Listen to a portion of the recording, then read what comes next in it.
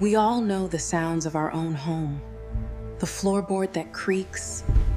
The smartest predators don't break your windows or pick your locks. They hack your emotions.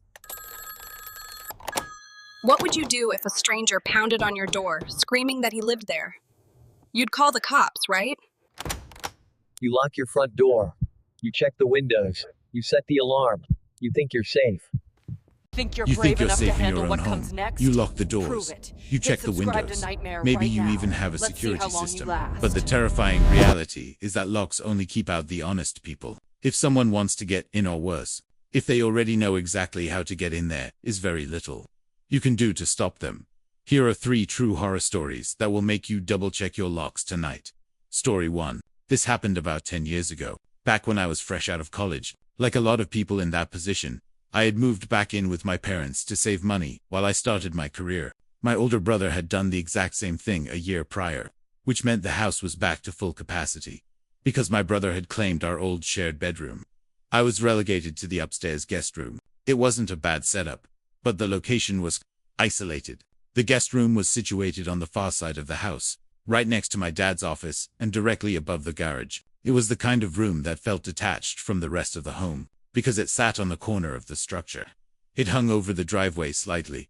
The most distinct thing about that room was the vibration. Whenever someone opened the garage door, the entire floor would shudder and hum for about 10 seconds, until the door was fully raised. You couldn't miss it. The incident took place on a Friday in late July. It was the perfect storm of vulnerability. My brother was away in Baltimore for a work conference, and my parents had left that morning for our family's beach house, which they did almost every weekend in the summer. I was the only one home. I had a brutal week at work, so instead of going out with friends, I decided to stay in. I ordered a pizza, turned off my phone, and just wanted to decompress. By 11:30 p.m., I was in bed, reading a book, enjoying the absolute silence of the empty house. Then, I felt it. A low mechanical vibration buzzed through the floorboards. Then came the groaning sound of the garage door motor engaging. I froze. I stopped breathing, straining my ears to make sure I wasn't imagining it. But the vibration was unmistakable. The garage door was opening. My brain tried to rationalize it immediately. Maybe mom and dad forgot something and came back. Maybe my brother's conference got cancelled. But that didn't make sense. My parents had called me when they arrived at the shore, 3 hours away. My brother had texted me a photo from a bar in Baltimore an hour ago. Nobody should be home. I scrambled out of bed and crept to the window that overlooked the driveway. It was pitch black outside, but I could see the faint illumination of the garage lights spilling out onto the asphalt. The door was up, but there was no car in the driveway, no headlights, nothing. My heart began to hammer against my ribs. Someone had opened the garage, but they hadn't driven in. I ran to the closet. I knew there was an old aluminum baseball bat tucked in the back corner from when I played Little League. My hands were shaking so bad I almost knocked over a stack of board games.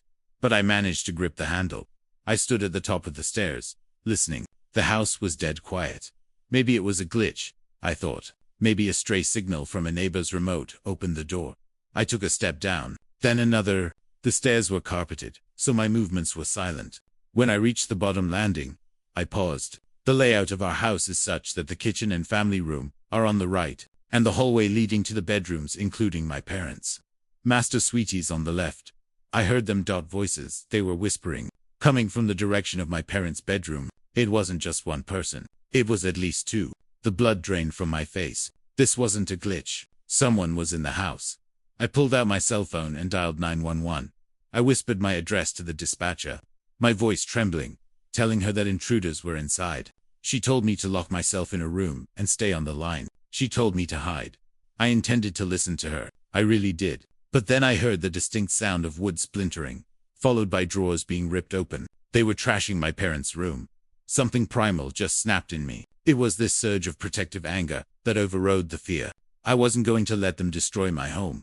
Against the dispatcher's screaming whispers, I dropped the phone into my pocket and tightened my grip on the bat. I crept down the hallway, hugging the wall. The door to my parents' room was slightly ajar. Through the crack, I saw the beams of flashlights cutting through the dark. I took a deep breath, and then I screamed. I yelled as loud as I could, hoping to startle them into running, and I charged into the room. There were 2 men. They were dressed in dark clothes, hoods up. They both whipped around, looking completely shocked. They hadn't expected anyone to be home. I swung the bat at the closest guy. It wasn't a graceful swing, but the metal connected hard with his thigh. He howled in pain and crumpled to the floor. For a split second, I thought I had one. I turned to the second man, raising the bat again. But this guy was bigger, faster. Before I could swing, he dropped his shoulder and tackled me. Sound of a heavy thud. We hit the floor hard. The wind was knocked out of me instantly. The bat skittered across the carpet, out of reach. This guy was heavy, and he knew how to fight. He pinned my arms down with his knees and wrapped his hands around my throat. I panicked. I thrashed, kicking my legs, trying to gouge at his eyes. But his grip was like iron. My vision started to swim. Black spots danced in front of my eyes. Then, out of the corner of my eye, I saw the first ether one I had hit crawling toward us. He reached into his pocket and pulled out something that glinted in the flashlight beam. A knife. That was the moment the reality set in. I wasn't just going to get beat up. I was going to die. I was going to die right here on my parents' bedroom floor, because I tried to be a hero. The man with the knife dragged himself closer, a look of pure malice in his eyes. The pressure on my throat was unbearable. I couldn't breathe. My lungs were burning. I stopped fighting. I just went limp, waiting for the end. Sirens. Faint at first, but getting louder by the second. Blue and red lights began to flicker against the bedroom curtains. The guy choking me froze. He looked out the window, then at his partner. "Let's go," he hissed. He scrambled off me. The other guy, the one with the limp, struggled to his feet. The big guy grabbed the baseball bat. My bat hand swung it down at my head. Heavy impact sound. Everything went black. I woke up to a flashlight shining in my eyes. A police officer was kneeling over me, tapping my cheek. My head was throbbing with a pain so intense it made me nauseous. The intruders were gone. They had bolted out the backsliding glass door the second they heard the sirens. The paramedics checked me out. I had a severe concussion and severe bruising on my neck. But I was alive. I was lucky. The police searched the neighborhood for hours, but the men had vanished into the night. When my parents got home the next morning, the mood was a mix of relief and fury. My dad was horrified, but also angry that I had confronted them. He was right. It was stupid. But in the days that followed, as we cleaned up the mess and installed a high-end security system, a terrifying realization started to piece itself together.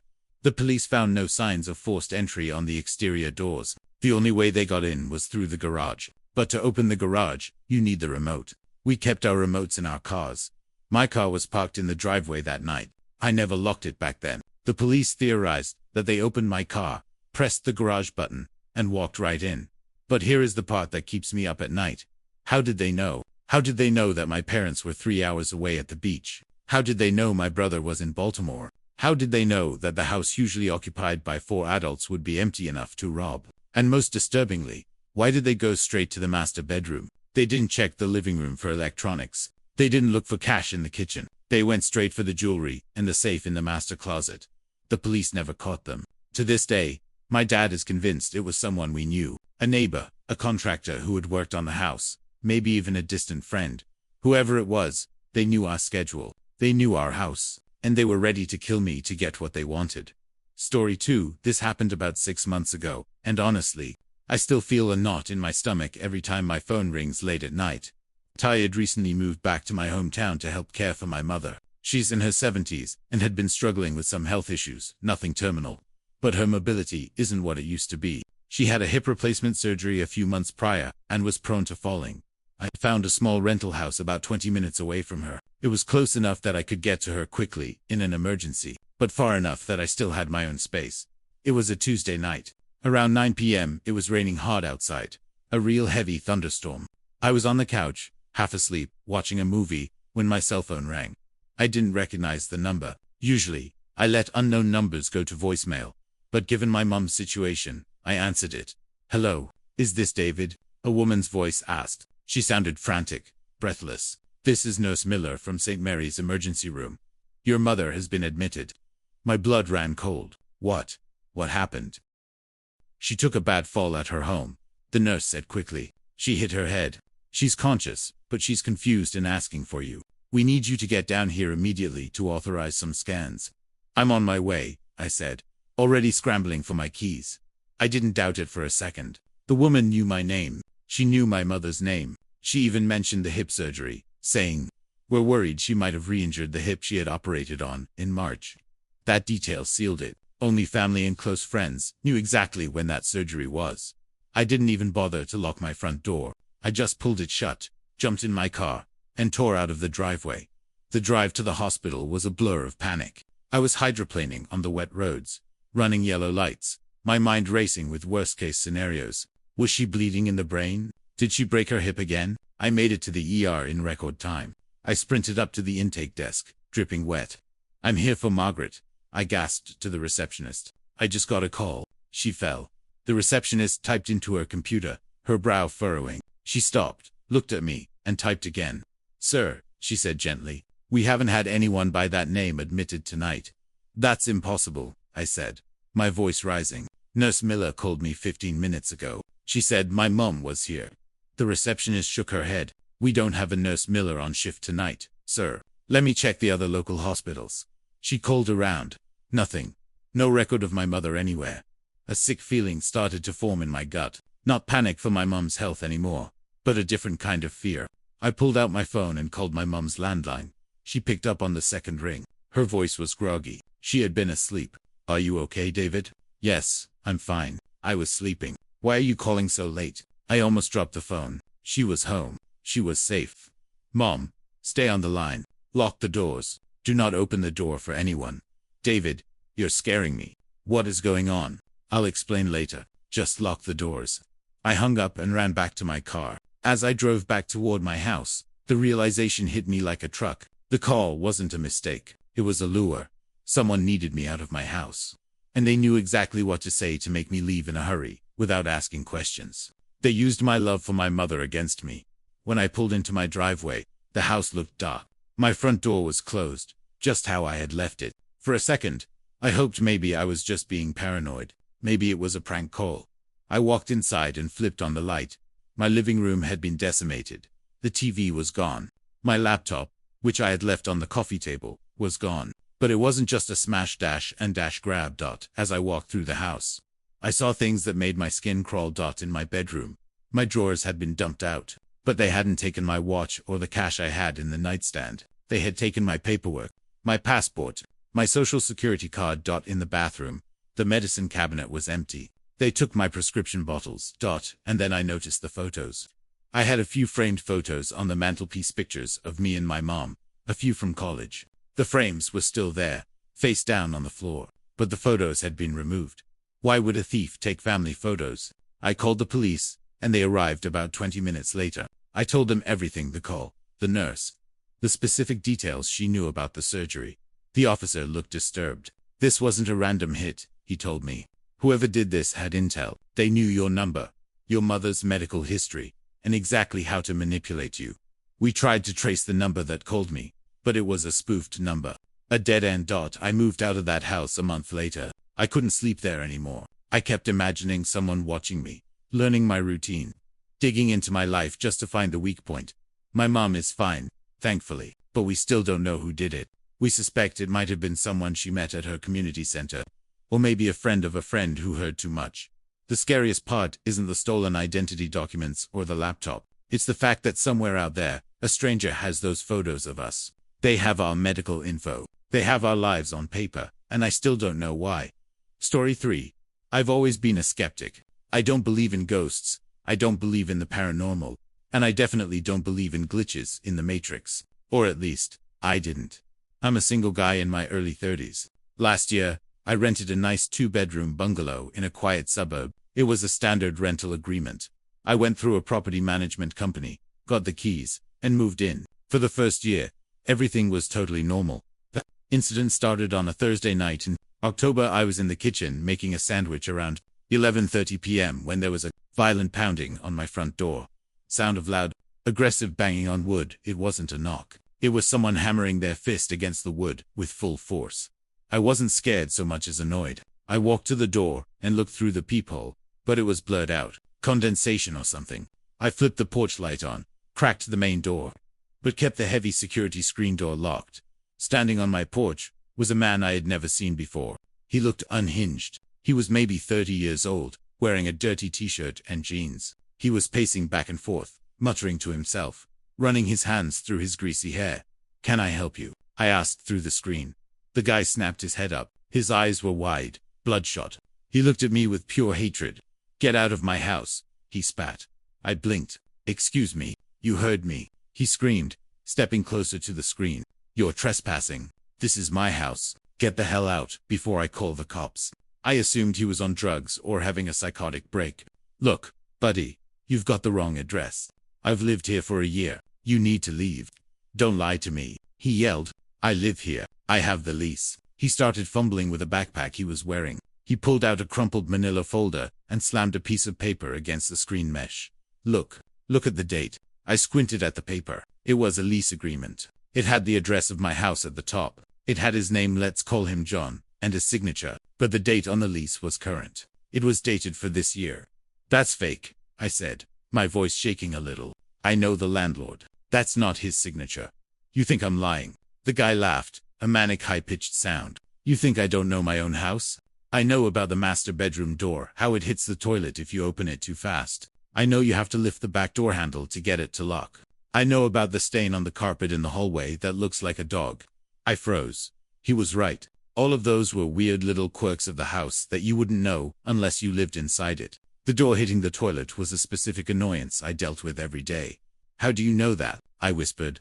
"Because I live here," he shrieked. He pulled out his phone. Look at the pictures." He pressed his phone screen against the mesh. This is the part that I still can't explain. This is the part that makes me question my sanity." He started swiping through photos. They were photos of him, inside my house. There was a picture of him sitting on my couch, the couch I bought 3 months ago. There was a picture of him cooking in my kitchen, using my pots and pans. Then he showed me a photo that made my knees weak. It was a selfie. In the photo, he was standing in the living room with a woman I didn't recognize. In the background, on the wall, was a calendar. The calendar was open to July of this year.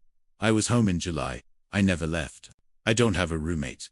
The photo looked completely real. The lighting, the furniture, the clutter on the table, it was my house. But I wasn't in it. He was. "I'm calling the police," I said, backing away from the door. My brain was misfiring. I couldn't process what I was seeing. The moment I said police, the guy's demeanor changed instantly. The anger vanished. He went completely blank. "Okay," he said softly. "You call them." He turned around, walked off the porch, and disappeared into the darkness of the street. I called 911.